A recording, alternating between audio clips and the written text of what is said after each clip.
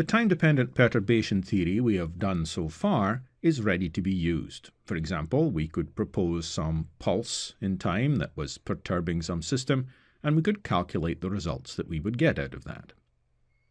A particularly useful example case, though, is for oscillating perturbations, and very often time-dependent perturbation theory is used to treat exactly these kinds of problems.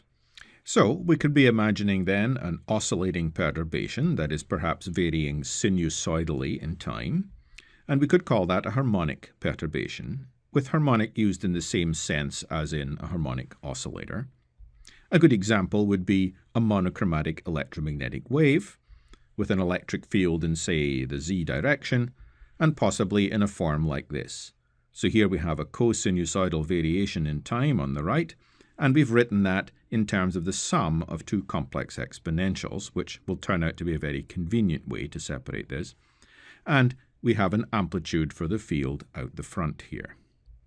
Here, omega is chosen to be a positive number, positive angular frequency, and we will consider this here in first-order time-dependent perturbation theory.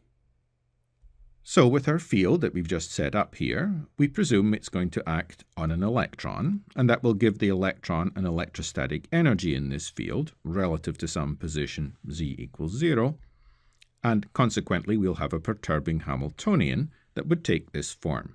So the magnitude of the perturbation would be the magnitude of the electronic charge times the electric field times the position z. That corresponds to an energy, so we could say that's our perturbing Hamiltonian, and we'll write it out in this form where we have this function of time here multiplying some other perturbing Hamiltonian expression that is just independent of time. This hp0 is just this here, but only the magnitude of it, e times the magnitude of the field, the amplitude, times the position. And this particular operator, of course, is time independent, and it will come up when we're taking matrix elements later on with respect to the time-independent energy eigenfunctions. This perturbing Hamiltonian in this form, incidentally, is called the electric dipole approximation. Now, to set this problem up, we're going to presume that this perturbing Hamiltonian is only on for some finite amount of time. So we presume that it starts at time t equals 0 and ends at time t equals t0. So formally then, this Hamiltonian could be written as something that is 0 before time equal to 0, and is 0 after time equal to t0, and in the middle, in this time range here, it takes on this form we've just set up. We are interested in the case where, for times before t equals 0, the system is in some specific energy eigenstate. So this is going to simplify our starting condition for the problem. We don't have to choose this, but it will make our problem simpler to work with, and it's a typical case to analyze anyway. So time-dependent perturbation theory will tell us with what probability the system will make transitions into other states. With this choice of starting state here, all of the initial expansion coefficients, an 0, the zeroth order ones, are 0 except for this one particular one, which will of course be 1. So saying we start out in this particular energy eigenstate before we turn on the perturbation is the same thing as saying that am0 is 1. With this simplification of our initial state to just psi m, the first-order perturbation solution is quite straightforward. We have this equation here now, and only this one coefficient is going to be 1. And so the summation just reduces to one term. And so here's our equation for the time variation of the first-order correction to the wave function for state q, the contribution from state q. It's just this expression here. And of course, this expression is quite easy to work with. We're going to substitute our perturbing Hamiltonian in here, which was this one. And with that substitution and integrating over time, from time 0 to time t0, we're going to have this integral here to evaluate.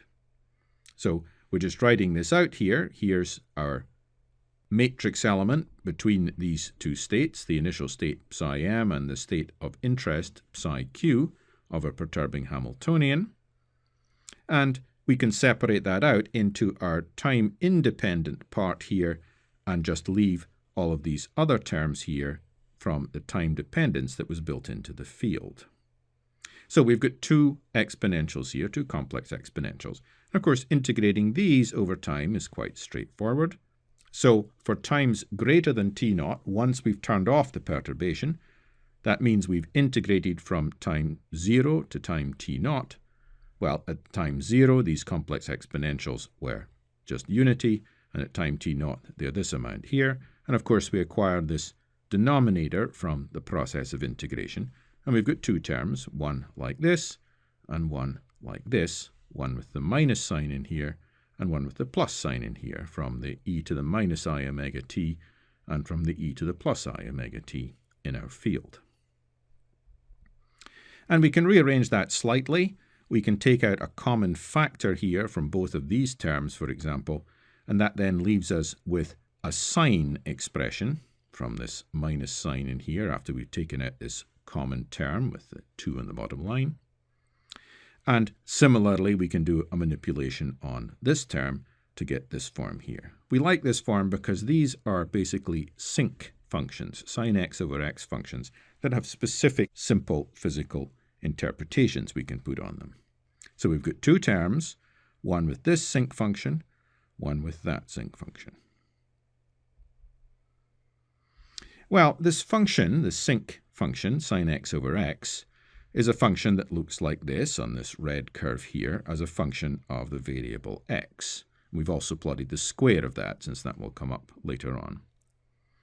And this function peaks at 1 for x equals 0, but it's only really large in the vicinity of the middle of this graph. As we go out to larger negative or larger positive arguments, it falls off pretty quickly and it never comes back. So this is only large in the vicinity of x equals 0. That means that, for example, this particular sinc term, which we saw in our previous equation, is strongly resonant.